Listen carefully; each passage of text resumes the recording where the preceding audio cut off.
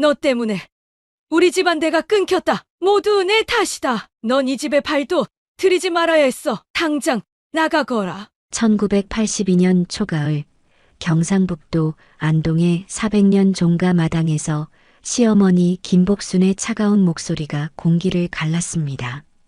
마당에 무릎 꿇은 박순자는 머리카락이 흐트러진 채 간절히 애원했습니다. 어머님, 제발요. 저와 아이들에게 이러지 마세요. 저희가 어디로 가란 말입니까? 그녀의 눈에서는 뜨거운 눈물이 흘러내려 먼지 묻은 치마를 적셨습니다. 순자는 무릎이 시큰해질 때까지 마당 흙바닥에 꿇어앉아 있었습니다. 그녀의 앞으로 차가운 가을바람이 지나갔고 마당 끝 은행나무에서 노란 잎이 하나둘 떨어져 내렸습니다. 이 나무는 조선시대부터 이 종갓집의 역사를 지켜봐 왔습니다. 종손들의 태를 묻고 제사를 지내고 명절 때는 온 가족이 모여 웃음꽃을 피웠던 이 마당이 오늘은 한 여인의 슬픔을 묵묵히 지켜보고 있었습니다. 엄마, 우리 어디 가요? 7살 큰딸 미란이가 작은 목소리로 물었습니다. 미란이 옆에는 5살 지은이와 이제 막 2살이 된 막내 유진이가 서 있었습니다. 아이들의 맑은 눈동자에는 공포와 혼란이 가득했습니다. 시집와서 7년, 이제 27살이 된 순자는 자신과 세 딸들의 짐을 꾸려 대문 밖으로 쫓겨나는 처지가 되었습니다. 딸만 셋을 낳았다는 이유만으로 그녀는 하루아침에 집에서 내쫓기고 있었습니다. 안채에서는 시아버지 김호영이 담배를 피우며 차가운 눈길로 이 광경을 지켜보고 있었습니다. 그의 얼굴에는 표정이라고는 찾아볼 수 없었습니다. 한때는 젊은 며느리의 음식 솜씨를 칭찬하고 행여 허리가 아플까 걱정해주던 그 시아버지는 온데간데 없었습니다. 그 자리에는 종가의 대를 이어야 한다는 의무감에 사로잡힌 냉혹한 가장만이 남아 있었습니다. 시할아버지는 이미 방문을 굳게 닫아버렸고 시동생 부부는 멀찍이 서서 어색한 시선을 떨구고 있었습니다. 유일하게 마음이 약해 보이는 시동생 아내 영미가 몰래 손수건을 꺼내 눈물을 훔치는 모습이 보였습니다. 하지만 아무도 나서서 순자를 돕지 않았습니다. 모두의 표정에는 한 가지 생각만이 드러났습니다. 이 여자는 이제 우리 집안 사람이 아니다. 안동 김씨 종갓집에서 며느리 박순자는 결혼 첫날부터 무거운 책임을 짊어졌습니다. 우리 집은 400년 넘게 종손의 대를 이어왔다. 며느리의 첫째 의무는 이 가문의 핏줄을 이을 대를 낳는 것이다. 시할아버지의 말씀이 항상 순자의 귓가에 맴돌았습니다. 한옥 깊은 안채에서 시어른들의 눈길은 늘 따가웠고 순자의 뱃속을 향한 기대는 날이 갈수록 커져만 갔습니다. 맏며느리로서 종갓집의 대를 이어갈 책임은 순자의 어깨를 짓눌렀습니다. 매일 저녁 남편 준호와 함께 자리에 누울 때마다 아들을 갖기 위한 간절한 기도를 올렸습니다. 하지만 첫째는 딸이었습니다. 산통을 참으며 병원으로 향하던 그날 태어날 아이가 아들이기를 얼마나 간절히 빌었던가요? 괜찮아. 다음엔 아들을 낳을 거야. 모두가 그렇게 위로했지만 순자는 시어른들의 실망한 눈빛을 놓치지 않았습니다. 둘째도 딸이었습니다. 이번에는 태몽부터 달랐다고 분명 아들일 거라고 모두가 기대했습니다. 하지만 의사의 여자아이입니다라는 선언에 순자의 심장은 철렁 내려앉았습니다. 아직 젊으니 기회가 있어. 시댁의 눈빛은 차가워지기 시작했고 남편 준호도 점점 집에 늦게 들어오기 시작했습니다. 그리고 셋째마저 딸이었습니다. 세 번째 출산을 앞두고 순자는 절에 가서 백일기도도 올리고 유명하다는 무당을 찾아가 아들 낳는 부적도 받아왔습니다. 하지만 하늘의 뜻인지 셋째도 딸이었습니다. 그때부터 모든 것이 달라졌습니다. 식사 시간에 순자의 수저는 항상 빠져 있었고 시어머니는 노골적으로 쓸모없는 며느리라고 불렀습니다. 마당에서 바라본 하늘은 높고 푸르렀습니다. 순자는 물기 어린 눈으로 그 하늘을 올려다보았습니다. 내가 정말 잘못한 걸까? 딸만 셋을 낳은 게 그렇게 큰 죄일까? 그녀의 가슴 속에서는 억울함과 슬픔, 그리고 두려움이 뒤엉켰습니다. 하지만 더 이상 구걸하듯 애원할 수는 없었습니다. 아이들이 지켜보고 있었기 때문입니다. 어젯밤 남편 준호는 술에 취해 들어와 냉정하게 말했습니다. 미안하다. 가문에서 결정했어. 내가 재혼하고 너는 아이들 데리고 나가기로 했다. 그 말을 남기고 준호는 다시 나가버렸고 오늘 아침까지도 돌아오지 않았습니다. 자신이 사랑했던 남편 한때는 따뜻한 미소로 위로해주던 그 사람은 결국 가문이 압력 앞에 무릎을 꿇었습니다. 일어나자. 순자는 무릎에 흙을 털고 일어났습니다. 그녀의 얼굴에 눈물 자국이 선명했지만 이제 더 이상 눈물은 흘리지 않았습니다. 대신 강인함이 그녀의 눈빛에 서렸습니다. 미란아, 지은아, 유진아. 우리 이제 새로운 집으로 가자. 순자는 아이들의 손을 꼭 잡았습니다. 딸들을 위해 강해져야 했습니다. 아직 어린 세 딸들에게 지금 상황을 어떻게 설명해야 할지 막막했지만 일단은 이곳을 벗어나야 했습니다. 시동생 부인 영미가 슬며시 다가와 봉투 하나를 순자의 손에 쥐어주었습니다. 조금이지만 써요.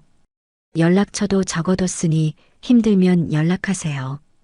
그녀의 눈에는 미안함이 가득했습니다. 순자는 고맙다는 말도 제대로 하지 못한 채 대문을 향해 걸음을 옮겼습니다. 한 번도 스스로 열어본 적 없던 그 무거운 대문을 이제는 자신의 힘으로 밀어야 했습니다. 1975년 20살의 나이에 대학 진학을 포기한 순자는 안동 김씨 종가의 맏며느리로 시집왔습니다. 부산에서 자란 순자에게 안동의 시골 생활은 낯설기만 했습니다. 아이고, 며느리가 참 곱네. 우리 준호가 복이 있어. 시어머니 복순 씨는 처음에 순자를 반갑게 맞이했습니다. 키가 작고 단아한 외모의 순자는 시댁 어른들의 마음에 들었습니다. 특히 온화한 성품과 침묵 속에서도 웃음을 잃지 않는 모습이 좋은 인상을 주었던 것 같습니다. 내 며느리는 역시 다르구먼. 저 조용한 모습이 명문가 출신임을 보여주는구먼. 시할아버지의 칭찬에 순자는 더욱 조신하게 행동하려 노력했습니다. 결혼 첫날부터 모든 것이 달랐습니다. 새벽 5시에 일어나 장작불로 아궁이에 불을 지피는 일부터 시할아버지의 아침상을 정성껏 차리고 시어른들의 새수물을 떠다 드리는 일까지 우리 집은 400년 전통이 있어. 모든 일에는 정해진 방법이 있다. 시어머니 복순 씨는 매일같이 순자에게 종가의 예법을 가르쳤습니다. 시어머니의 목소리는 다정했지만 그 안에 숨은 엄격함을 순자는 놓치지 않았습니다. 마루 한쪽 벽에는 족보가 걸려 있었습니다. 조선시대부터 이어져 온 안동 김씨의 종손들, 그 이름들이 빼곡히 적혀 있었고 순자는 그 앞을 지날 때마다 어깨가 무거워졌습니다. 이 족보에 우리 준호가 있고 앞으로 내가 낳을 아들도 이어질 거야. 시아버지의 말에 순자는 가슴이 떨렸습니다. 가문의 기대가 그대로 전해졌기 때문입니다. 가장 힘든 것은 모든 행동에 시선이 따라오는 것이었습니다. 밥상 차리는 법, 걸음걸이, 말투까지 끊임없이 지적받았습니다. 종부는 가문의 얼굴이다. 내 행동 하나하나가 400년 집안의 품격을 보여주는 거야. 시할머니의 날카로운 지적에 순자는 항상 긴장했습니다. 여름날 땀을 닦으려 소매를 걷었다가도 종부가 어찌 그리 경솔하게 행동하느냐며 지적받는 일이 잦았습니다. 결혼 초기에는 남편 준호가 큰 위안이었습니다. 우리 아내 고생이 많지? 조금만 참아. 시간이 지나면 나아질 거야. 밤이면 준호는 순자의 손을 잡고 다독여 주었습니다. 대학을 졸업하고 안동에서 작은 농협에 다니던 준호는 성실했고 가끔은 순자를 데리고 시내에 나가 영화도 보고 맛있는 것도 사주었습니다. 그럴 때면 잠시나마 종가의 압박에서 벗어날 수 있었습니다. 그들 사이에 사랑이 있었습니다. 중매로 만난 사이였지만 준호의 다정함과 이해심은 순자에게 큰 위로가 되었습니다. 30살의 준호는 부모님의 기대를 받으며 자란 종손이었지만 동시에 현대적 교육을 받은 젊은 남자였습니다. 순자야, 나는 내가 좋아. 우리 함께 행복하게 살자. 신혼 때 준호의 그 말은 순자에게 용기를 주었습니다. 결혼 1년째 순자의 뱃속에 처사이가 자라기 시작했습니다. 온 집안이 들떴습니다. 아들이면 좋겠구먼. 시할아버지는 매일 손자를 기대하는 말을 했고 시어머니는 순자의 몸조리에 특별히 신경을 썼습니다. 닭백숙, 미역국, 검은콩 등 몸에 좋다는 음식이 매일 상에 올랐습니다. 우리 며느리 잘 먹어야 건강한 아들 낳지. 시어머니는 아들을 낳게 해준다는 삼신할머니 굿도 했고 임신 중 금기사항을 철저히 지키도록 감시했습니다. 까치를 보면 안 돼. 아들을 낳으려면 까마귀를 봐야 해. 가위나 칼을 들지 마. 아이 배에 상처 날라. 이런 미신적인 말들이 순자를 더욱 불안하게 만들었습니다. 오래된 시집살이 노래가 떠올랐습니다. 시어머니 며느리 3년 말 안 해봐도 아들 낳으면 며느리라 부른다. 1976년 봄 처사이 미란이가 태어났습니다. 산부인과에서 여자아이라는 소식을 들은 순간 순자의 가슴은 철렁 내려앉았습니다. 준호의 얼굴이 굳어지는 것을 보았지만 그는 애써 미소 지었습니다. 우리 딸이 참 예쁘네. 괜찮아. 다음에는 아들을 낳을 거야. 시댁에 돌아오자 분위기는 찬물을 끼얹은 듯 했습니다. 첫째가 딸이라니. 안동 김씨 집안에서 이런 일은 처음이야. 시어머니의 말에 순자는 자신이 마치 큰 실수라도 한 것처럼 움츠러들었습니다. 미란이는 건강하고 영리한 아이로 자라났습니다. 일찍 말을 배우고 걸음마도 빨랐습니다. 하지만 시댁 어른들은 미란이의 성장에 큰 관심을 보이지 않았습니다. 여자애는 언젠간 출가할 텐데 뭐. 시어머니의 무심한 말에 순자의 마음은 아팠지만 표현할 수 없었습니다. 대신 미란이를 더 꼭 안아주며 사랑을 쏟았습니다. 둘째를 가졌을 때는 더 필사적이었습니다. 민간요법이란 민간요법은 다 시도했고 유명하다는 절에 가서 100일 기도도 올렸습니다. 임신 중에는 아들 배심이라며 남편의 양말까지 빨아마시라는 시어머니의 말도 따랐습니다. 그런 미신적인 행동이 순자 자신도 우스웠지만 어쩌면 정말 아들을 낳을 수 있을지도 모른다는 희망으로 따랐습니다. 남편 준호는 그런 아내를 안쓰럽게 바라보았지만 그도 아들을 원했기에 말리지 않았습니다. 하지만 1978년 둘째 지은이도 딸이었습니다. 출산 직후 간호사가 딸입니다라고 말했을 때 순자는 눈을 감았습니다. 아기를 품에 안았을 때 그 작고 여린 생명이 너무 사랑스러웠지만 동시에 무거운 두려움이 그녀를 덮쳤습니다. 분홍 담요에 쌓인 아기를 본 준호의 얼굴에는 실망감이 역력했지만 그래도 그는 아내의 어깨를 두드리며 괜찮아라고 중얼거렸습니다. 이게 무슨 운명이냐? 종갓집 며느리가 딸만 낳다니. 시할머니의 한탄이 집안에 퍼졌고 시아버지는 순자를 마주치기조차 꺼려했습니다. 마당을 쓸다가 빨래를 널다가 우연히 마주치면 시아버지는 고개를 돌려버렸습니다. 시어머니의 잔소리는 더 심해졌고 밥상에 나오는 반찬도 점점 줄어들었습니다. 종갓집 며느리가 딸만 낳으면 뭐하냐? 내 입만 더 늘어나잖아. 남편 준호마저도 점점 순자에게 냉담해졌습니다.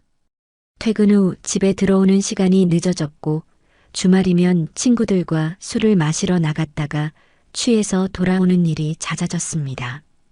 준호 씨, 우리 셋째는 꼭 아들일 거예요. 조금만 더 기다려주세요.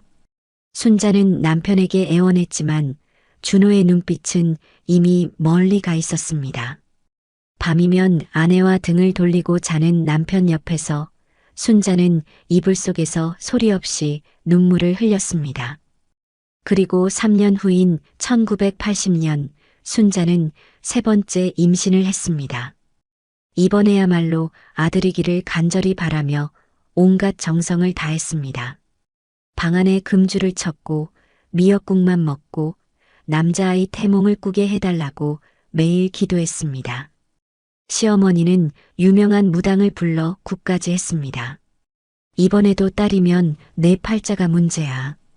시어머니의 말은 언제나 순자의 가슴에 비수처럼 꽂혔습니다. 출산 당일 진통이 시작되자 준호는 순자를 병원으로 데려갔습니다. 긴 침묵 속에서도 차 안에서 순자의 손을 꼭 잡아준 남편의 따스함이 느껴졌습니다. 그 순간만큼은 과거의 사랑이 되살아난 것 같았습니다. 10시간의 진통 끝에 순자는 세 번째 아이를 낳았습니다. 아기가 나왔습니다. 여자아이입니다. 의사의 말에 순자는 눈을 감았습니다. 그때 그녀의 귀에 들린 것은 준호의 한숨소리였습니다. 퇴원 후 종갓집으로 돌아온 순자는 이미 변해버린 집안 분위기를 느꼈습니다. 아무도 그녀를 맞이하지 않았고 세 번째 딸 유진이를 보러 온 사람도 없었습니다. 밤이 깊어 준호가 술에 취해 돌아왔을 때 그는 아내와 갓난아기를 보지도 않고 방으로 들어가 버렸습니다. 그 후로 집안의 냉대는 더욱 심해졌습니다. 시할아버지는 큰 소리로 한탄했습니다. 우리 집안 400년 역사에 이런 일이 있었나?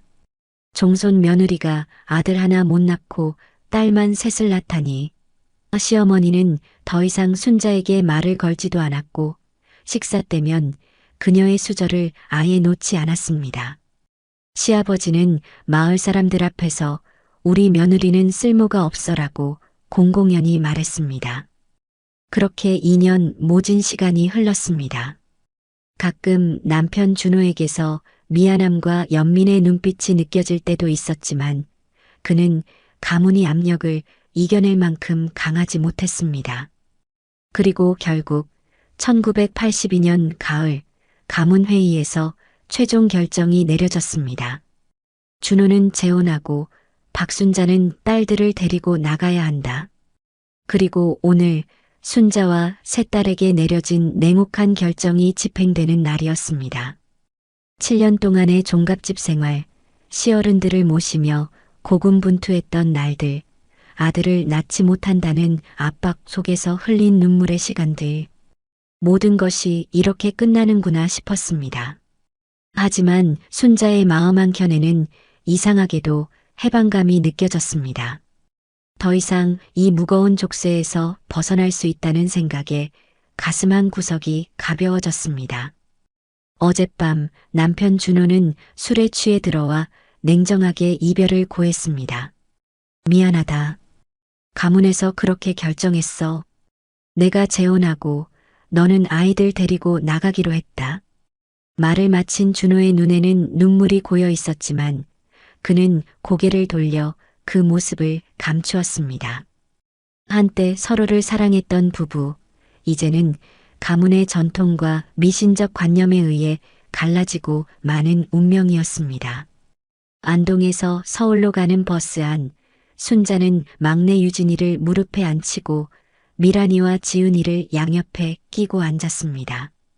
창밖으로 보이는 고향 풍경이 점점 멀어지고 있었습니다. 고개를 돌려 나무 하나, 개울 하나까지 또렷이 기억하려 했습니다. 언제 다시 고향 땅을 밟을 수 있을지 모르니까요. 엄마, 우리 이제 어디로 가요? 미란이가 물었습니다. 7살 미란이의 맑은 눈에는 혼란과 두려움이 가득했습니다. 순자는 애써 밝은 목소리로 대답했습니다. 서울로 가는 거야.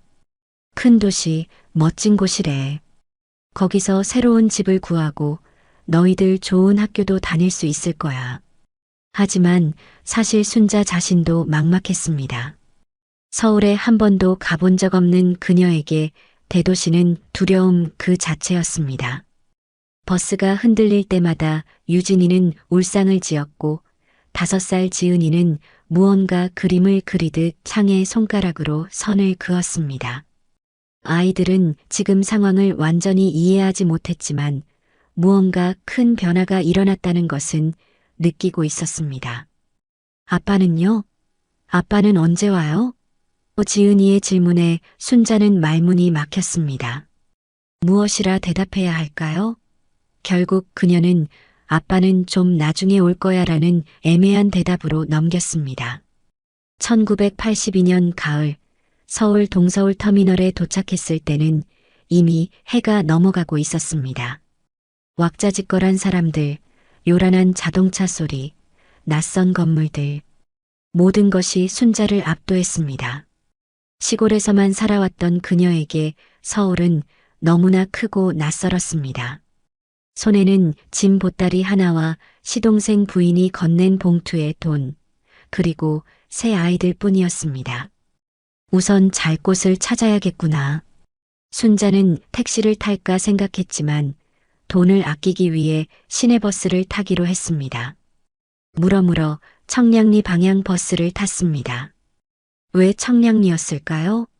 출발 전 시동생 부인이 청량리는 방값이 싸다더라라고 했던 말이 떠올라서였습니다.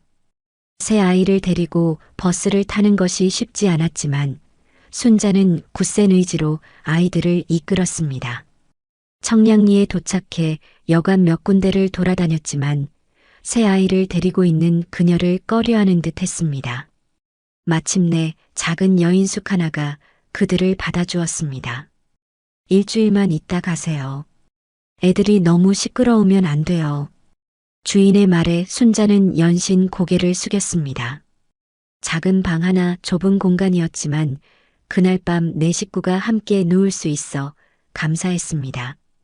첫날 밤 새 아이를 재우고 난 후 순자는 방 한 구석에 앉아 생각에 잠겼습니다.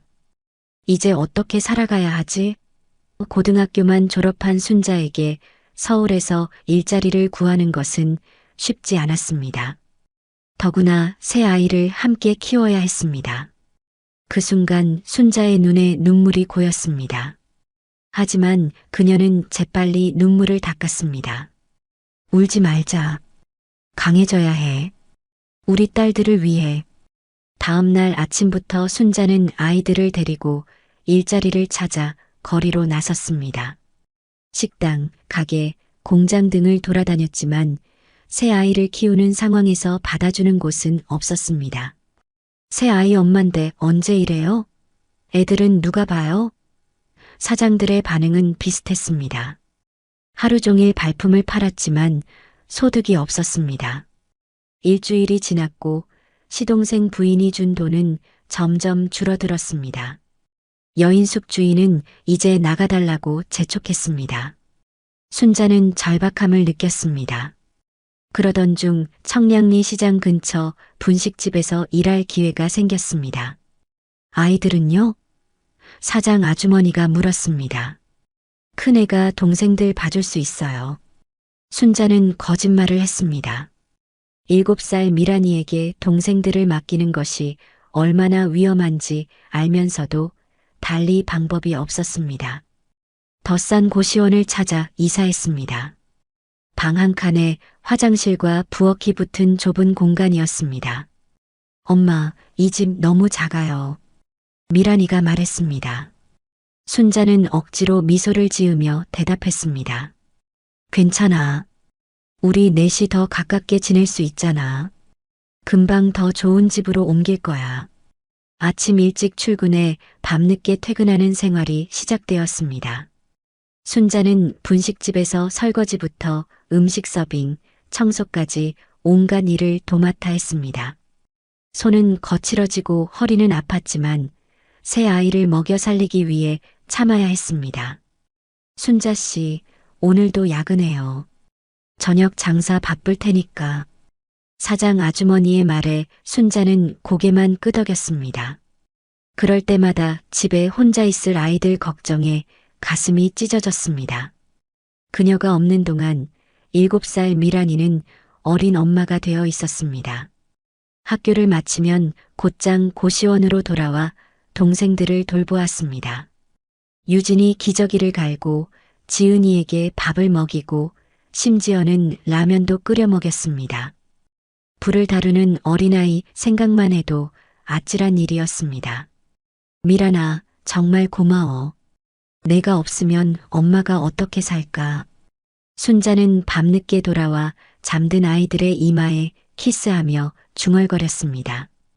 퇴근 후 늦은 밤 지친 몸을 이끌고 고시원으로 돌아오면 미란이는 항상 문 앞에서 기다리고 있었습니다. 엄마, 유진이가 열이 나요. 지은이가 밥을 안 먹어요. 아이들의 말에 순자는 자신의 피로를 잊고 아이들을 돌보았습니다. 때로는 바닥에 쓰러져 잠이 들기도 했습니다. 그럴 때면 미란이가 어머니의 몸 위에 이불을 덮어주곤 했습니다. 1달, 2달 세월이 흘렀습니다. 1983년 봄, 순자는 아이들을 학교에 보내기 시작했습니다. 미란이는 초등학교 2학년, 지은이는 병설 유치원에 다니게 되었습니다. 하지만 유진이는 여전히 집에 있어야 했습니다. 어린이집 비용을 감당할 수 없었기 때문입니다. 순자는 분식집 일을 하면서도 더 나은 일자리를 찾기 위해 노력했습니다. 아줌마, 우리 가게에서 일하실래요? 월급 조금 더 드릴게요. 분식집 단골 손님이었던 양장점 주인이 제안했습니다. 양장점에서의 일은 분식집보다 환경이 깨끗했고 근무 시간도 규칙적이었습니다.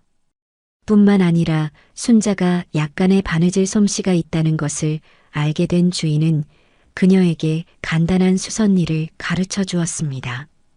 손재주가 좋네요. 이렇게 하면 옷이 더 예뻐 보여요. 양장점 주인의 칭찬에 순자는 오랜만에 자신감을 느꼈습니다. 그녀는 밤늦게까지 미싱 사용법을 익혔고 옷을 수선하는 기술을 배웠습니다. 이제 양장점에서 버는 월급으로 조금 더 넓은 월세방으로 이사할 수 있었고 유진이도 근처 어린이집에 보낼 수 있게 되었습니다.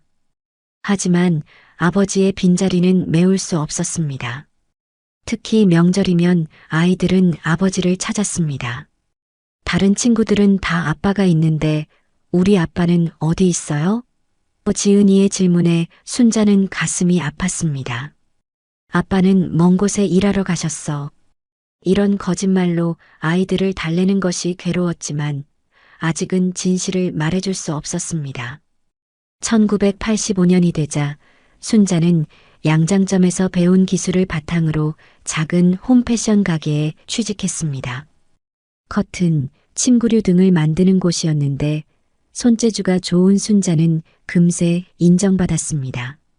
순자 씨, 당신 솜씨가 정말 좋아요. 이런 디자인은 어디서 배웠어요? 사장님의 물음에 순자는 그냥 제 상상으로 해봤어요 라고 대답했습니다. 사실 그녀는 틈틈이 잡지와 책을 보며 독학했던 것입니다. 미란이는 이제 초등학교 고학년이 되었고 지은이는 초등학교에 입학했으며 유진이도 유치원에 다니게 되었습니다. 아이들은 서로를 의지하며 자라났습니다. 특히 미란이는 어린 나이에 책임감이 강해져 학교 성적도 우수했고 동생들을 잘 돌보았습니다. 엄마, 내가 선생님이 되면 많은 돈을 벌어서 엄마가 이렇게 고생 안 하게 해드릴게요. 미란이의 말에 순자는 눈물이 고였습니다.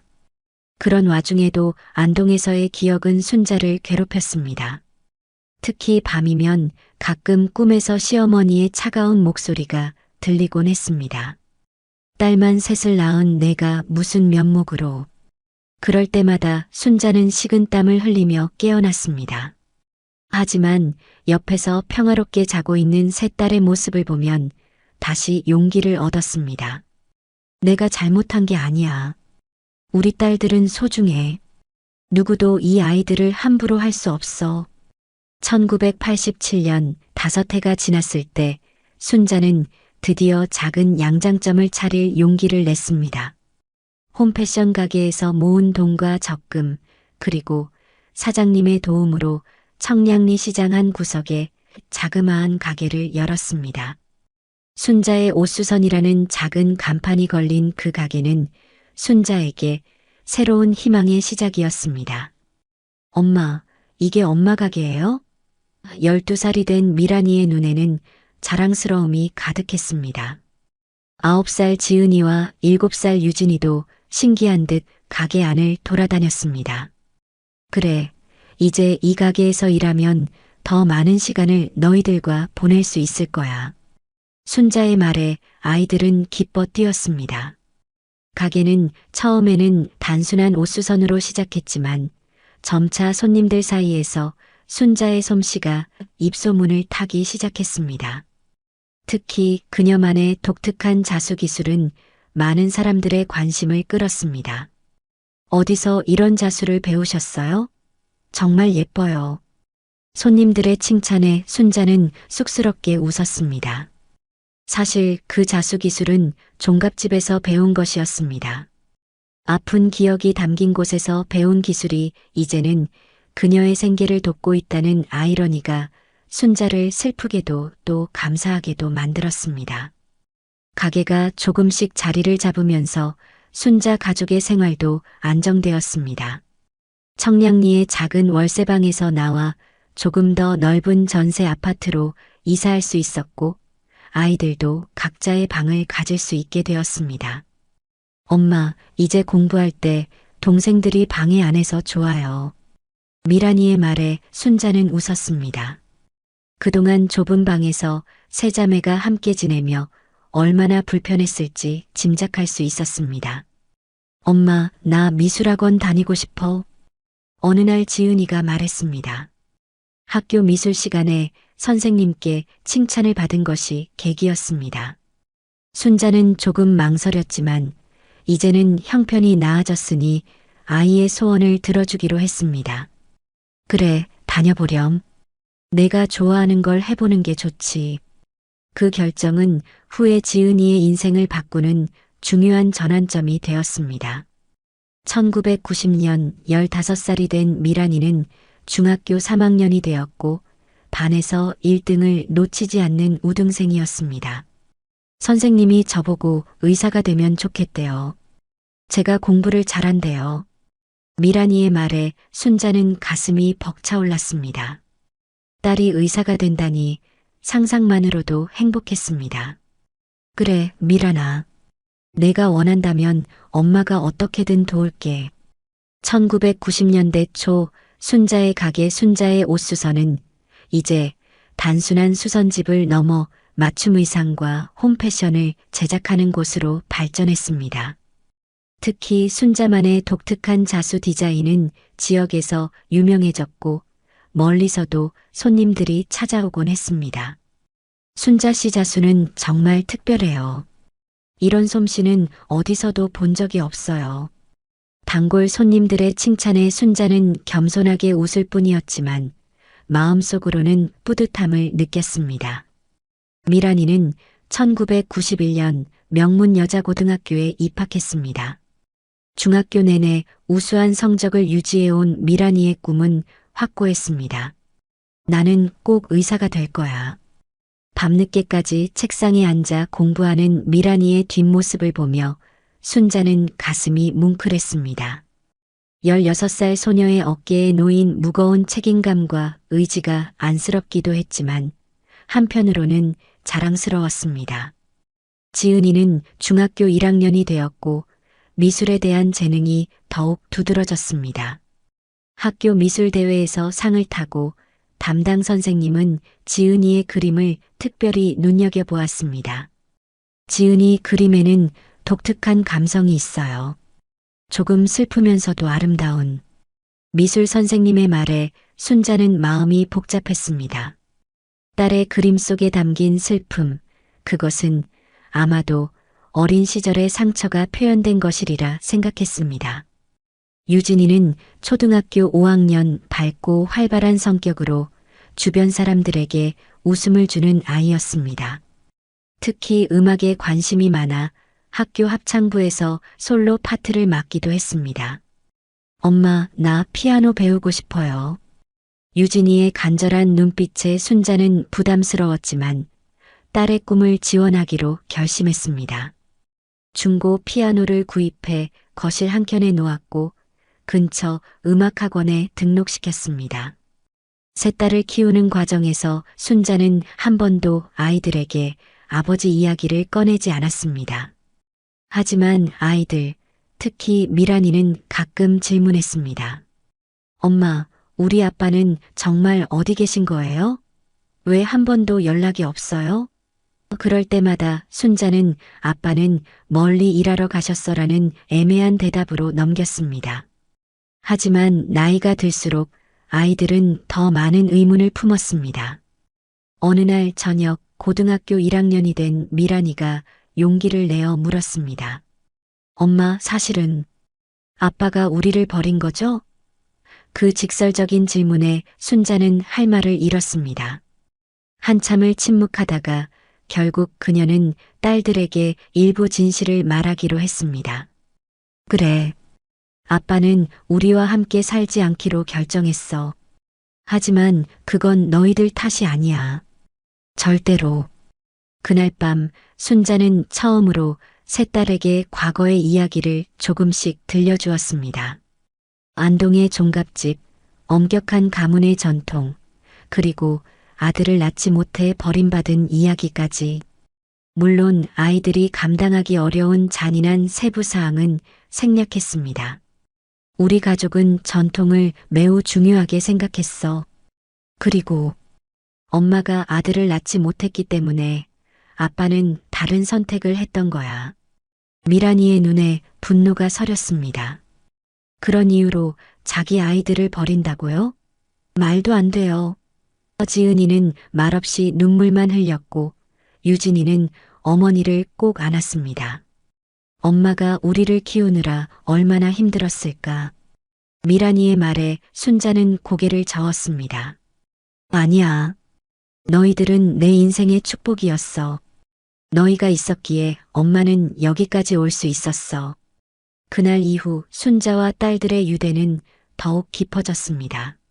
미란이는 더욱 열심히 공부했고 지은이는 그림에 자신의 감정을 더 깊이 담아냈으며 유진이는 음악을 통해 가족의 이야기를 표현하기 시작했습니다. 그들은 서로를 더 이해하게 되었고 함께 더 강해졌습니다. 1993년 큰 전환점이 찾아왔습니다. 미란이는 고등학교 3학년이 되어 대학 입시를 준비하고 있었고 지은이는 전국 청소년 미술대회에 참가하게 되었습니다. 지은이가 그린 그리운 얼굴들이라는 작품은 어린 시절의 기억, 모호한 아버지의 얼굴, 그리고 어머니의 강인함을 표현한 그림이었습니다. 예상치 못하게 이 작품은 대회에서 대상을 받았습니다. 박지은 양의 작품에는 깊은 감성과 뛰어난 기술이 담겨 있습니다. 어린 나이에 이런 성숙한 작품을 그려낸 것은 큰 재능의 증거입니다. 심사위원의 평가에 지은이는 놀랐고 순자는 가슴이 벅차올랐습니다. 지은이의 수상 소식은 지역 신문에도 실렸고 유명한 미술 선생님들의 관심을 끌게 되었습니다. 미술대회 시상식에서 한 노교수가 순자에게 다가왔습니다. 박 선생님, 따님의 재능이 정말 놀랍습니다. 제가 운영하는 특별 미술반에 초대하고 싶은데요. 순자는 당황했습니다. 그녀를 선생님이라 부르는 것도 어색했고 특별반이라는 것도 생소했습니다. 비용이 얼마나 들까요? 순자의 첫 번째 걱정이었습니다. 그것이 중요한 말씀을 드리자면 지은 양에게는 특별 장학생 자격을 드리고 싶습니다. 비용 걱정은 하지 않으셔도 됩니다. 교수의 말에 순자는 믿기 힘들었습니다. 정말인가요? 하지만 왜? 교수는 미소 지었습니다. 진정한 재능은 지원받아야 합니다. 저희는 그런 목적으로 설립된 재단이 있습니다. 그렇게 지은이는 유명 미술 교수의 지도 아래 특별 교육을 받게 되었고 그녀의 재능은 더욱 빛을 발하기 시작했습니다. 주말마다 서울 강남의 특별 미술반에 다니는 지은이를 위해 순자는 더 열심히 일했습니다. 늦은 밤까지 자수를 놓고 주문받은 옷을 만들었습니다. 가끔은 손가락이 바늘에 찔려 피가 나도 그녀는 웃으며 일을 계속했습니다. 딸의 꿈을 위해서라면 어떤 고생도 감수할 수 있었습니다. 같은 해 가을, 미란이는 서울대학교 의예과에 합격했습니다. 엄마, 합격했어요. 제가 해냈어요. 전화로 합격 소식을 전하는 미란이의 목소리에는 기쁨이 넘쳤습니다. 순자는 가게에서 그 소식을 듣자마자 눈물을 터뜨렸습니다. 단골 손님들까지 함께 기뻐해 주었습니다. 순자 씨, 정말 축하해요. 따님이 의사가 된다니 대단해요. 미란이의 합격 소식과 지은이의 미술대회 수상은 순자 가족에게 큰 자부심과 희망을 가져다 주었습니다. 유진이도 학교에서 합창대회에 출전해 좋은 성적을 거두었습니다. 세 딸 모두 각자의 분야에서 빛나기 시작한 것입니다. 순자는 그동안의 고생이 헛되지 않았음을 느꼈습니다. 1994년 순자는 가게를 확장하기로 결심했습니다. 이제는 단순한 옷수선을 넘어 자신만의 브랜드로 성장하고 싶었습니다. 순자의 손길이라는 이름으로 리뉴얼한 가게는 맞춤옷과 특별한 자수 작품을 판매하는 부티크로 변모했습니다. 순자는 직원 2명을 고용했고 그들에게 자신의 기술을 가르쳤습니다. 사장님, 어떻게 이런 섬세한 자수를 놓는 건가요? 정말 신기해요. 새로 고용한 젊은 여성 직원이 물었습니다. 순자는 미소 지었습니다. 오랜 시간 연습했어요. 그리고 이 자수 하나하나에는 제 인생 이야기가 담겨 있어요. 그것은 사실이었습니다. 순자의 자수에는 안동에서의 아픔, 서울에서의 고생, 그리고 세 딸을 키우며 느낀 사랑과 희망이 모두 담겨 있었습니다. 미란이는 의대생으로서 바쁜 일상을 보냈지만 주말이면 꼭 집에 돌아왔습니다. 어머니와 동생들에 대한 책임감이 강했기 때문입니다. 엄마, 이제 내가 버는 돈으로 유진이 학비도 보태겠어요. 미란이는 과외 아르바이트를 시작했고 번 돈의 일부를 가족을 위해 사용했습니다. 순자는 말렸지만 미란이는 고집을 꺾지 않았습니다. 엄마가 혼자 고생하신 시간이 너무 길었어요. 이제는 제가 도울 차례예요. 1995년 드디어 큰 전환점이 찾아왔습니다. 지은이의 미술 선생님인 교수가 중요한 제안을 했습니다. 지은 양의 작품을 국제청소년 미술대회에 출품하고 싶습니다. 파리에서 열리는 대회인데 지은 양의 재능이라면 충분히 가능성이 있습니다.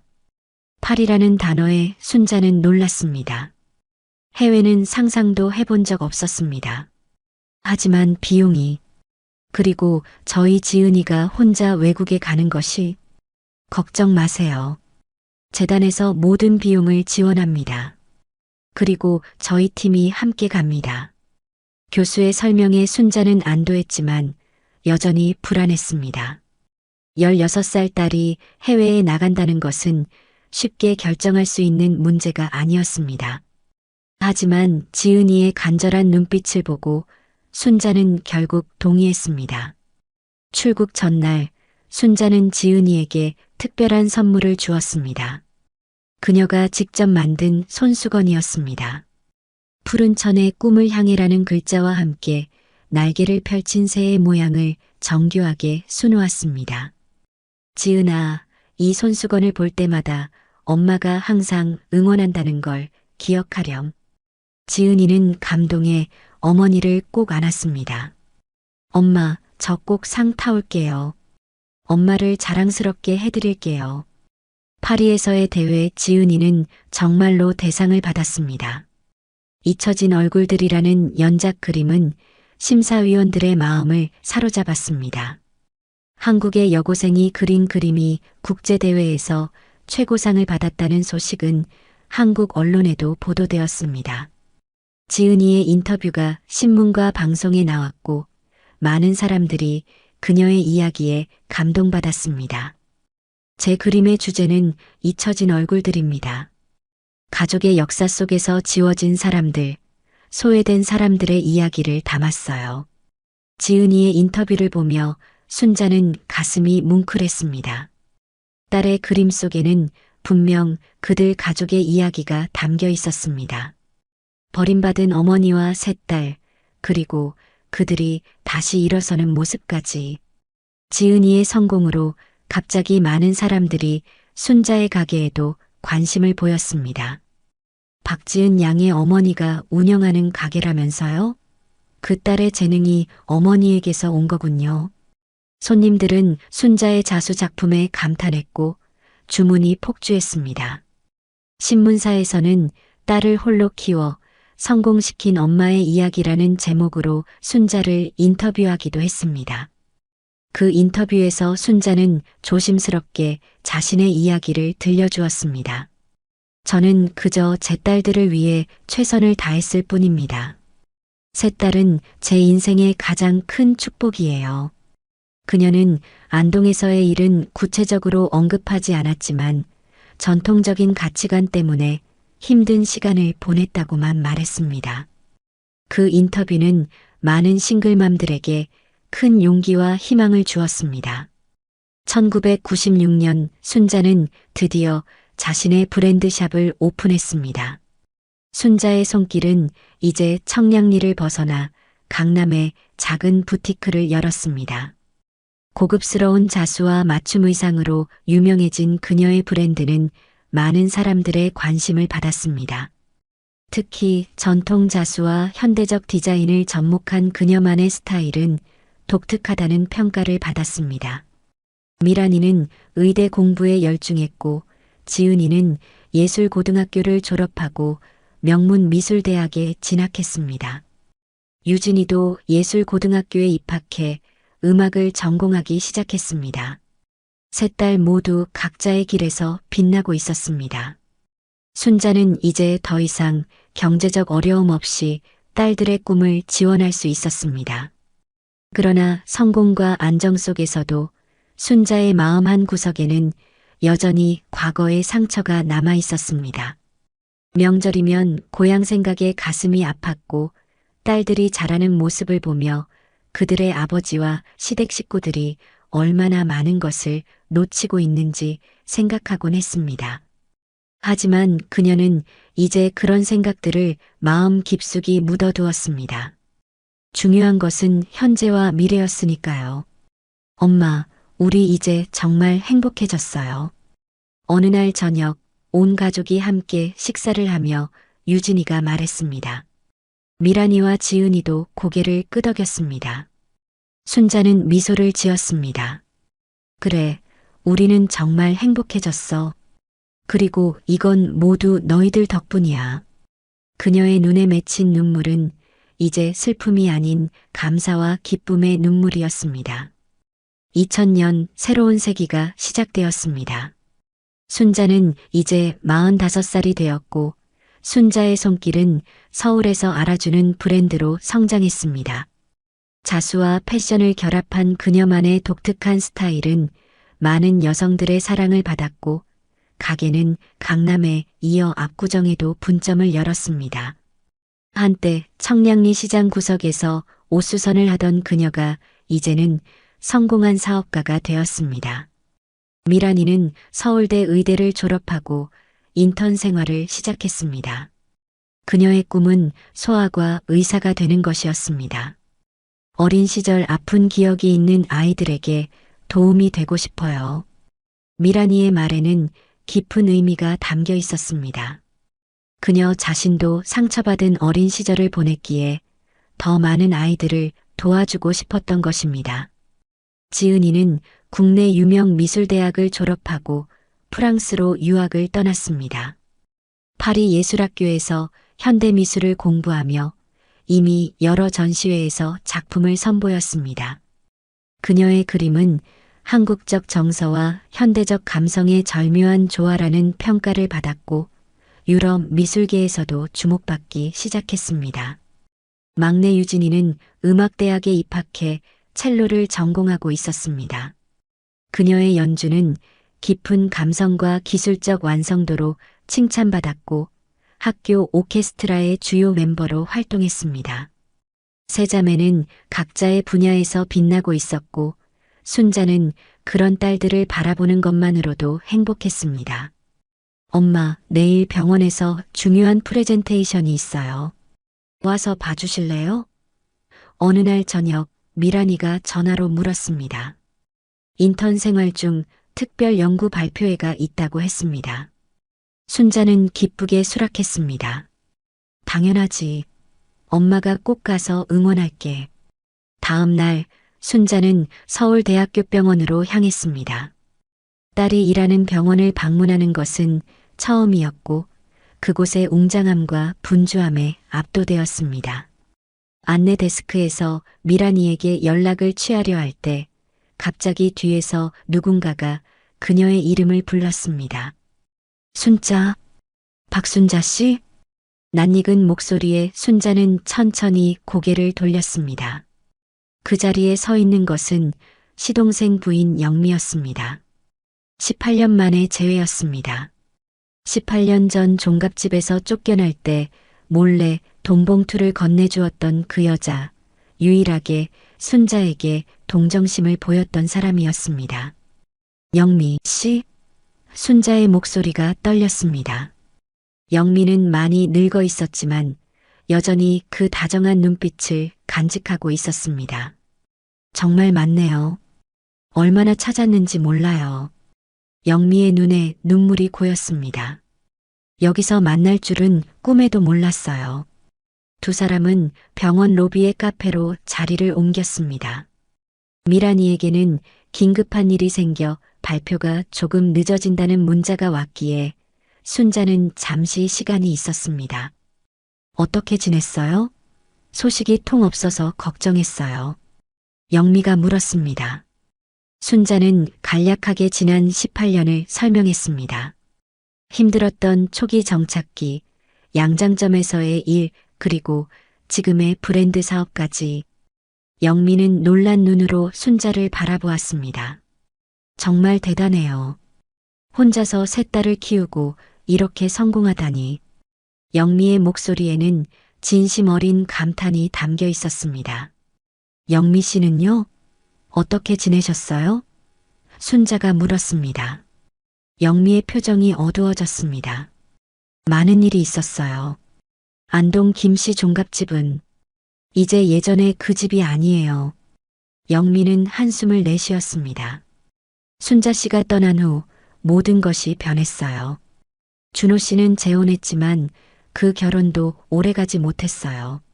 새 부인과의 사이에서 아들을 낳았지만 영미는 잠시 말을 멈추었다가 계속했습니다. 그 아이가 3살 때 선천성 심장병으로 세상을 떠났어요. 의사들은 유전적 문제라고 했죠. 그 후로 준호 씨는 완전히 달라졌어요. 술에 의존하게 되었고 사업도 실패했어요. 순자는 충격에 말을 잇지 못했습니다. 한때 자신의 남편이었던 사람, 그리고 그가 낳은 아들의 비극적인 운명에 마음이 아팠습니다. 준호 씨는 지금은 어떻게 5년 전에 강경화로 돌아가셨어요. 영미의 말에 순자는 가슴이 철렁 내려앉았습니다. 비록 그녀를 버린 남자였지만 한때는 사랑했던 사람이었고 세 딸의 아버지였습니다. 시부모님은요? 순자가 조심스럽게 물었습니다. 시어머니는 작년에 돌아가셨어요. 시아버지는 지금 이 병원에 입원해 계세요. 간암 말기예요. 그래서 제가 여기 있는 거고요. 순자는 말문이 막혔습니다. 시아버지가 이 병원에, 그것도 미란이가 일하는 바로 이 병원에 있다니 운명이 장난을 치는 것 같았습니다. 놀랍게도 시아버지의 담당 의사가 바로 인턴 박미란 선생님이에요. 영미의 말에 순자는 더욱 놀랐습니다. 물론 시아버지는 미란이가 누구인지 모르세요. 그냥 젊고 친절한 인턴 선생님일 뿐이죠. 그 말을 듣는 순간 왜 미란이가 갑자기 프레젠테이션에 어머니를 초대했는지 이해가 되었습니다. 미란이는 자신의 담당 환자가 외할아버지라는 사실을 알게 된 것입니다. 하지만 어떻게? 영미 씨, 혹시 미란이에게 무슨 말을 했나요? 순자가 급하게 물었습니다. 영미는 고개를 저었습니다. 아니요, 저는 아무 말도 하지 않았어요. 하지만 그녀는 잠시 망설이다가 말을 이었습니다. 병원 차트에 환자의 가족 정보가 있잖아요. 거기에 제 이름과 관계가 적혀 있었을 거예요. 그리고 성이 김이고 지역이 안동이라. 순자는 이해했습니다. 영리한 미란이가 그런 정보를 보고 의심했을 것입니다. 게다가 영미의 얼굴을 본다면 어린 시절의 희미한 기억이 떠올랐을지도 모릅니다. 그때 순자의 휴대폰이 울렸습니다. 미란이었습니다. 엄마, 5층 세미나실로 와주세요. 곧 시작해요. 영미 씨, 미란이 발표를 보러 가야 해요. 순자가 망설이며 말했습니다. 같이 갈까요? 저도 미란이를 보고 싶어요. 영미의 제안에 순자는 고개를 끄덕였습니다. 두 사람은 함께 엘리베이터를 타고 5층으로 향했습니다. 세미나실에 도착하자 미란이가 입구에서 어머니를 기다리고 있었습니다. 25세가 된 미란이는 흰 가운을 입고 있었고 단정한 모습이었습니다. 영미를 보자 그녀의 눈이 커졌습니다. 엄마, 이분은. 미란이의 목소리가 떨렸습니다. 그래, 옛날에 엄마가 알던 분이셔. 나중에 자세히 설명해 줄게. 순자는 딸의 손을 꼭 잡았습니다. 발표 잘해.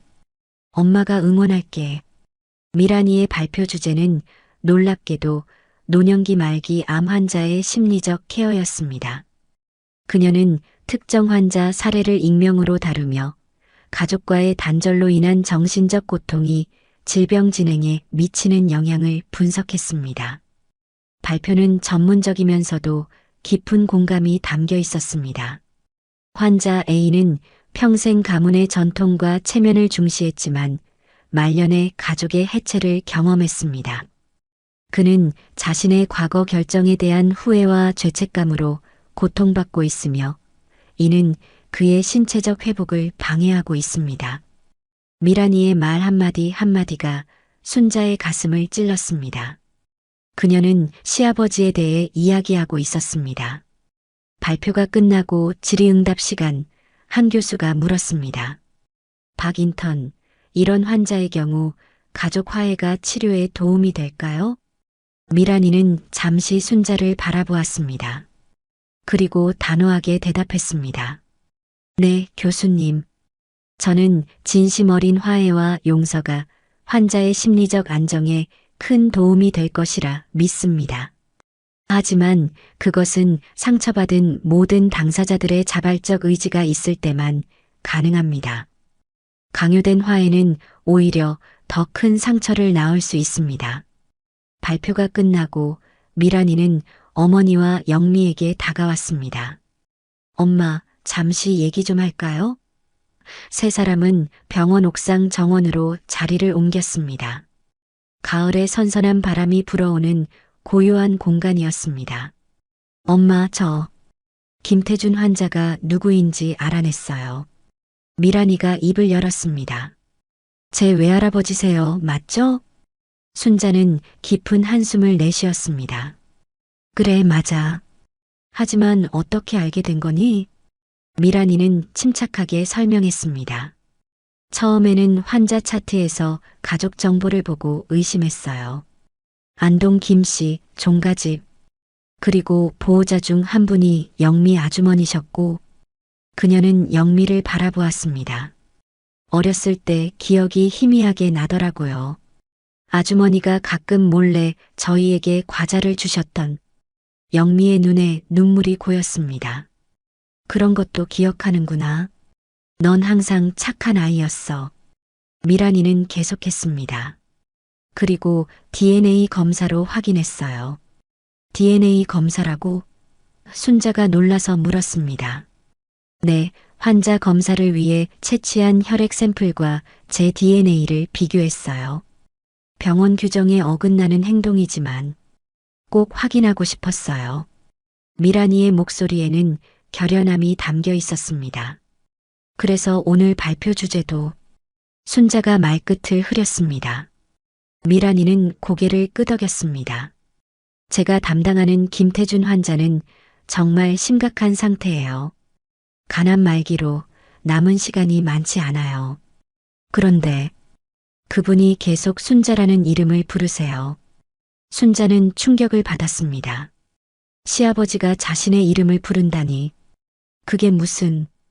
영미가 설명했습니다.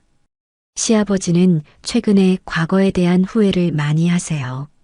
특히 순자 씨와 손녀들에 대해. 자식도 손자도 모두 잃고 나니 삶을 돌아보게 된 것 같아요. 미란이가 순자의 손을 꼭 잡았습니다. 엄마, 저 외할아버지를 만나보시겠어요? 물론 강요하는 건 아니에요. 엄마가 원치 않으시면. 순자는 오랫동안 생각에 잠겼습니다.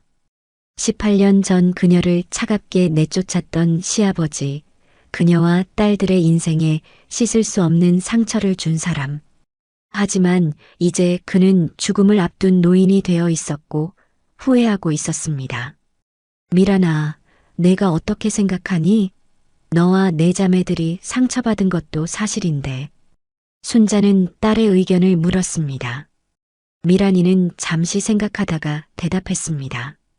저는 의사로서 그리고 인간으로서 용서할 준비가 되어 있어요. 하지만 지은이와 유진이의 의견도 중요해요. 그리고 무엇보다 엄마의 마음이 가장 중요하고요. 순자는 깊은 숨을 내쉬었습니다. 그래, 내가 만나볼게. 하지만 먼저 지은이와 유진이에게도 이야기해야 해. 그리고 미란아, 이건 단순한 일이 아니야. 우리 가족의 많은 상처가 다시 열릴 수도 있어. 알아요, 엄마. 하지만 때로는 상처를 제대로 치료하기 위해 다시 열어야 할 때도 있잖아요. 제가 의사로서 배운 것 중 하나예요. 그날 저녁 순자는 지은이와 유진이에게 전화를 걸어 상황을 설명했습니다. 프랑스에 있는 지은이는 처음에는 충격을 받았지만 차분하게 반응했습니다. 엄마의 결정을 존중할게요. 하지만 저는 아직 준비가 안 된 것 같아요. 유진이는 더 감정적이었습니다. 외할아버지라고요? 우리를 버린 그 사람들이요? 왜 지금 와서? 순자는 딸들의 반응을 이해했습니다. 그것은 자연스러운 감정이었습니다. 다음 날 순자는 병원을 찾았습니다. 미란이가 그녀를 중환자실로 안내했습니다. 심호흡을 한 후 순자는 병실 문을 열었습니다. 산소 마스크를 쓴 노인이 침대에 누워 있었습니다. 한때는 위험 있고 강인했던 안동 김씨 종가의 가장이었던 그 사람은 이제 쇠약해진 노인의 모습이었습니다. 아버님, 순자의 목소리가 떨렸습니다. 김태준은 천천히 눈을 떴습니다. 그의 눈에 놀라움과 복잡한 감정이 스쳤습니다. 순자? 시아버지의 목소리는 가냘펐습니다. 정말 내가 맞구나. 그의 눈에서 눈물이 흘러내렸습니다. 순자는 천천히 병상 옆 의자에 앉았습니다. 그녀의 마음은 복잡했습니다. 분노, 슬픔, 연민, 그리고 이상하게도 일종의 안도감까지. 18년간 그녀의 마음 한 구석을 차지하고 있던 응어리가 조금씩 풀리는 듯 했습니다. 우리가 내게 너무 큰 잘못을 했다. 시아버지가 떨리는 목소리로 말했습니다. 용서를 구할 자격도 없지만 마지막으로 한번 너와 아이들을 보고 싶었다. 순자는 침묵했습니다. 무엇이라 대답해야 할지 알 수 없었습니다. 18년간의 상처와 고통이 한순간에 치유될 수는 없었으니까요. 내가 아이들을 잘 키웠다고 들었다. 의사도 되고 화가도 되고. 시아버지의 말에 순자는 고개를 들었습니다. 네, 셋 딸 모두 훌륭하게 자랐습니다. 그것도 아버님 가문의 도움 없이요. 순자의 말에는 약간의 날이 서 있었지만 그것은 자연스러운 감정이었습니다. 시아버지는 눈을 감았다가 다시 떴습니다. 그래, 그게 내 가장 큰 잘못이었지. 전통과 체면이라는 이름으로 가장 소중한 것을 놓쳤구나. 그의 손이 순자를 향해 뻗어왔습니다. 내가 살아온 방식이 옳았다고 생각했다. 하지만 이제 와서 보니 모든 것이 헛되었구나. 순자는 망설이다가 천천히 시아버지의 손을 잡았습니다. 그 손은 차갑고 약했습니다. 한때 위압적이었던 그 손에 이제는 힘이 빠져 있었습니다. 아버님, 제가 용서할 수 있을지 모르겠습니다. 하지만 이렇게 만난 것도 운명인 것 같습니다. 그날 이후 순자는 몇 번 더 병원을 찾았습니다. 때로는 미란이와 함께, 때로는 혼자서. 시아버지는 조금씩 과거의 이야기를 들려주었습니다. 준호와의 재혼, 아들의 죽음, 종갓집의 몰락, 그리고 말년에 찾아온 깊은 후회와 반성. 준호가 죽기 전 내 이름을 불렀다. 시아버지의 말에 순자는 가슴이 아팠습니다.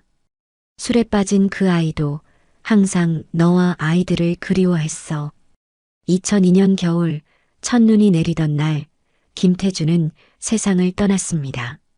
마지막 순간 그의 곁에는 순자와 미란이가 있었습니다. 내가 너무 어리석었구나. 시아버지의 마지막 말이었습니다. 그가 눈을 감자 순자는 복잡한 감정에 휩싸였습니다. 미움과 분노, 슬픔과 연민, 그리고 이상하게도 일종의 해방감까지. 긴 시간 그녀의 마음을 짓눌렀던 무거운 짐 하나가 내려진 것 같았습니다. 장례식은 조용하게 치러졌습니다. 한때 안동의 명문가였던 종갑집의 가장이었지만 조문객은 많지 않았습니다. 시간이 흐르면서 많은 것들이 변했고 가문의 영향력과 인맥도 약해졌습니다. 순자는 미란이와 함께 장례를 지켰고 파리에 있던 지은이는 비행기 표를 구하지 못해 참석하지 못했지만 조화를 보냈습니다. 유진이는 처음에는 거부감을 표했지만 결국 장례식 마지막 날에 나타나 묵묵히 제사를 지냈습니다. 어머니, 괜찮으세요? 장례를 마치고 돌아오는 차 안에서 미란이가 물었습니다. 순자는 창밖을 바라보며 잠시 생각에 잠겼습니다. 괜찮아. 사실 내 마음이 조금 가벼워진 것 같구나. 순자의 말에 미란이는 어머니의 손을 잡았습니다. 저도 그래요. 외할아버지를 용서했다는 건 아니지만 이제는 더 이상 그분에 대한 분노가 저를 괴롭히지 않아요. 장례식 다음 날 영미가 순자를 찾아왔습니다. 그녀는 봉투 하나를 건넸습니다. 시아버님께서 생전에 이걸 순자 씨에게 전해달라고 하셨어요. 봉투 안에는 편지와 서류 몇 장이 들어 있었습니다. 편지는 김태준이 직접 쓴 것이었습니다. 떨리는 손글씨로 쓴 그 편지에는 깊은 후회와 사과의 마음이 담겨 있었습니다. 순자에게, 너와 아이들에게 내가 저지른 잘못은 평생을 두고 사과해도 부족할 것이다. 가문의 체면과 전통이라는 이름으로 나는 진정한 가족의 의미를 잃어버렸다. 이제야 깨닫는다. 가문은 사람이 아니라 관념에 불과했고 진정한 가족은 바로 너와 아이들이었다는 것을. 내가 남길 수 있는 것은 많지 않지만 남은 재산을 너와 아이들에게 물려주고 싶다. 너희가 버림받은 안동 땅에 다시 돌아올 일은 없겠지만 그래도 이것이 내가 할 수 있는 마지막 보상이다. 서리는 종갓집과 남은 땅을 순자와 세 딸에게 상속한다는 유언장이었습니다. 한때 넓었던 재산은 많이 줄어들었지만 여전히 안동에는 오래된 종갓집과 논밭 몇 마지기가 남아 있었습니다. 이걸 어떻게 받을 수 있겠어요? 순자는 망설였습니다. 그녀에게 그 재산은 과거의 아픔과 연결된 무거운 짐처럼 느껴졌습니다. 받으세요. 이건 보상이 아니라 시아버님의 마지막 회한이에요. 영미의 진심 어린 말에 순자는 깊은 한숨을 내쉬었습니다. 집으로 돌아온 순자는 세 딸을 모아놓고 상황을 설명했습니다. 지은이는 화상통화로 참여했고 미란이와 유진이는 어머니의 집에 모였습니다. 어떻게 생각하니? 우리가 이걸 받아야 할까? 순자는 딸들의 의견을 물었습니다. 솔직히 저는 모르겠어요. 미란이가 먼저 입을 열었습니다. 그 집과 땅에는 좋은 기억이 없으니까요. 저는 받지 말았으면 해요. 유진이가 단호하게 말했습니다. 우리를 버린 사람들의 재산 같은 건 필요 없어요. 화상통화 화면 속 지은이는 잠시 생각하다가 말했습니다. 저는 다른 생각이 들어요. 그 재산을 우리가 좋은 일에 쓸 수 있다면 어떨까요? 우리처럼 어려움을 겪는 사람들을 돕는데요. 지은이의 제안에 모두가 귀를 기울였습니다. 우리가 버림받았던 그 땅에서 다른 이들에게는 희망을 주는 거죠. 그것이야말로 진정한 화해와 용서의 방법 아닐까요?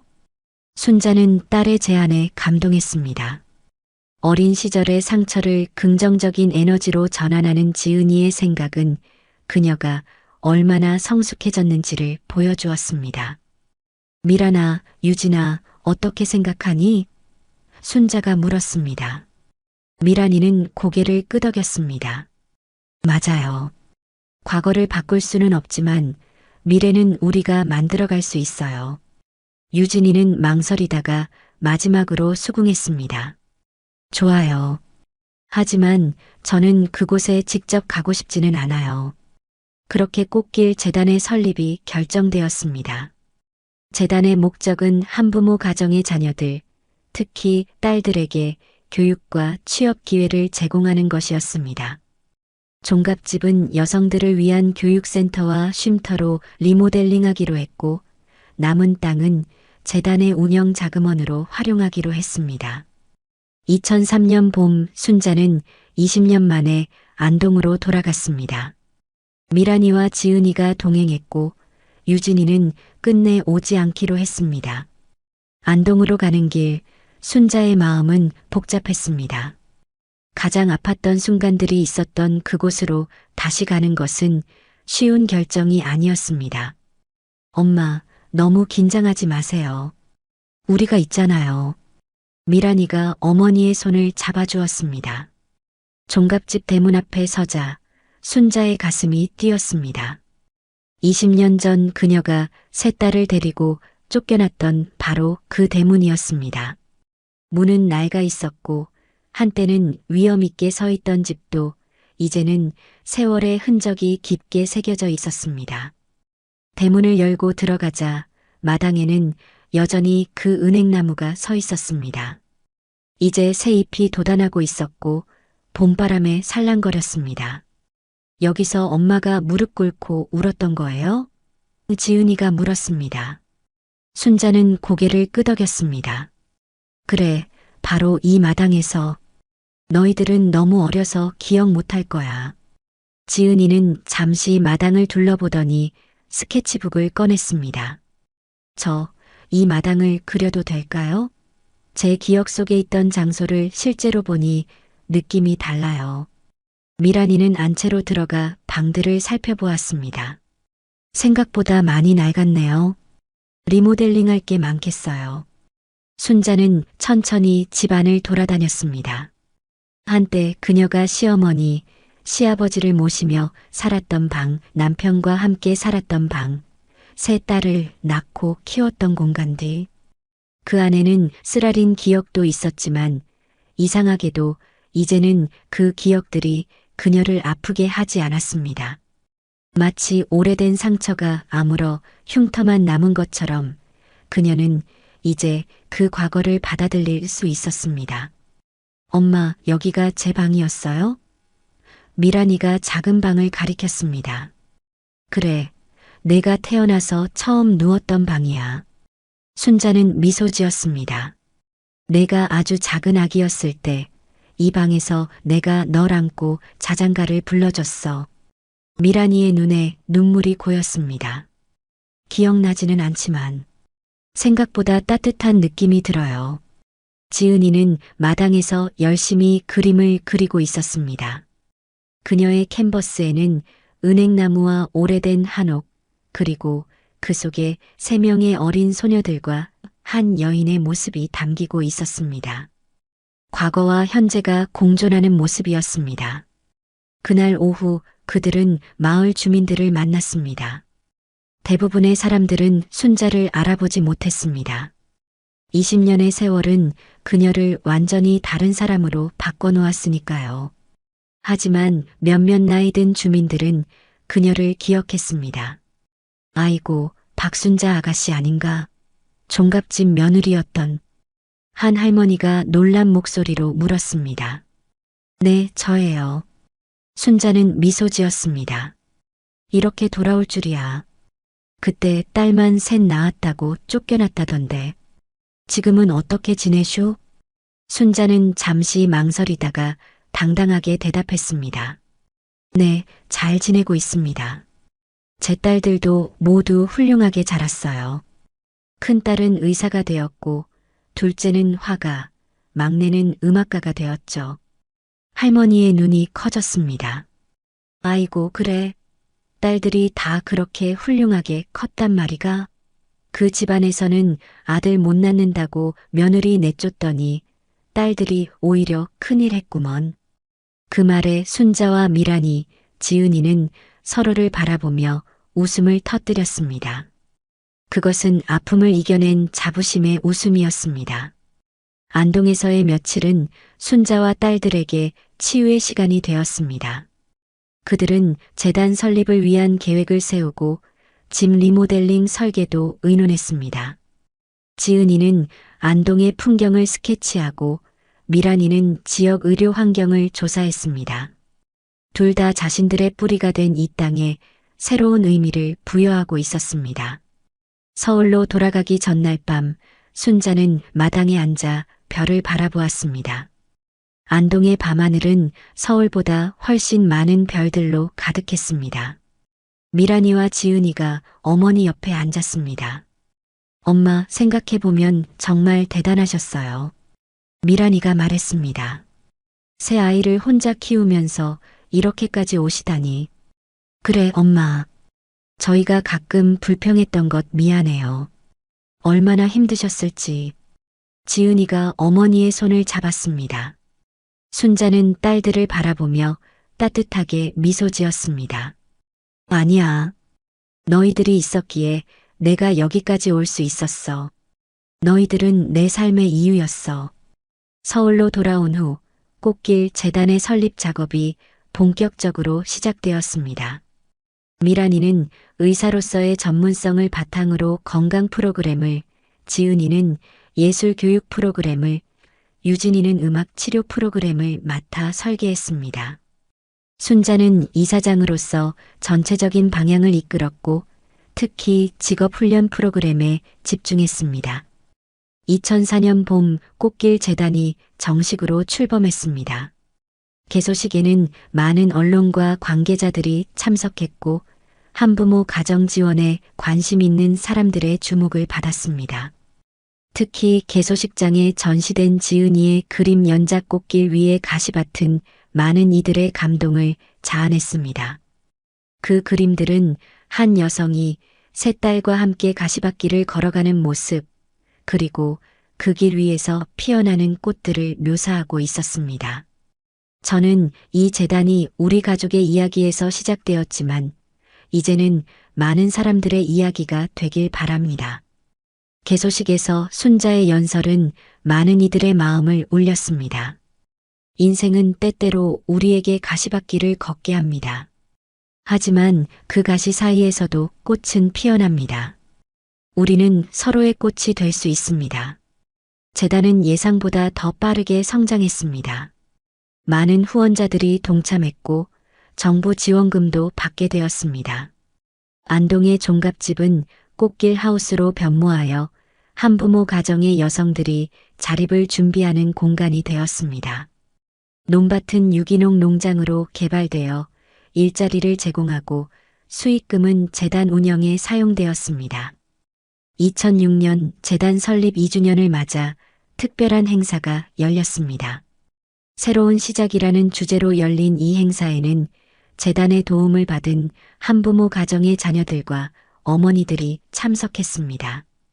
행사가 끝나고 내 모녀는 종갓집의 마루에 앉아 달을 바라보았습니다.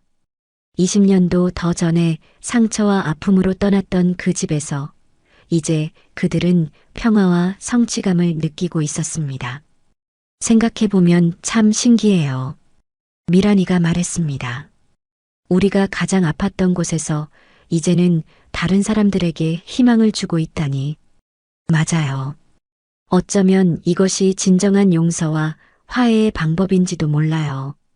지은이가 덧붙였습니다. 유진이는 잠시 침묵하다가 말했습니다. 저는 아직 완전히 용서했다고는 말할 수 없어요. 하지만 이렇게 우리가 함께 새로운 것을 만들어가는 것이 치유의 과정인 것 같아요. 순자는 세 딸을 바라보았습니다. 그들은 모두 자신만의 방식으로 성장하고 상처를 이겨내었습니다. 너희들이 내 인생의 가장 큰 축복이야. 너희들이 있었기에 내가 다시 일어설 수 있었어. 그날 밤 순자는 오랜만에 편안한 잠을 잤습니다. 꿈에서 그녀는 젊은 시절의 자신이 세 딸을 데리고 종갓집 대문을 나서는 모습을 보았습니다. 하지만 이번에는 그 모습이 슬프지 않았습니다. 오히려 새로운 여정의 시작처럼 느껴졌습니다. 꿈속에서 그녀는 어린 딸들에게 말했습니다. 걱정하지 마. 우리는 함께니까 다 괜찮을 거야. 아침에 눈을 뜨자 순자는 창밖으로 보이는 은행나무를 바라보았습니다. 그 나무는 여전히 묵묵히 서 있었고 이제는 새로운 이야기들을 지켜보고 있었습니다. 꽃길 재단의 이야기, 그리고 상처를 딛고 일어선 많은 여성들의 이야기를. 오늘의 이야기 어떠셨나요? 무료인 구독과 알람 설정 잊지 마시고 여러분의 따뜻한 댓글 하나가 정말 큰 힘이 됩니다. 함께 해주셔서 진심으로 감사드립니다.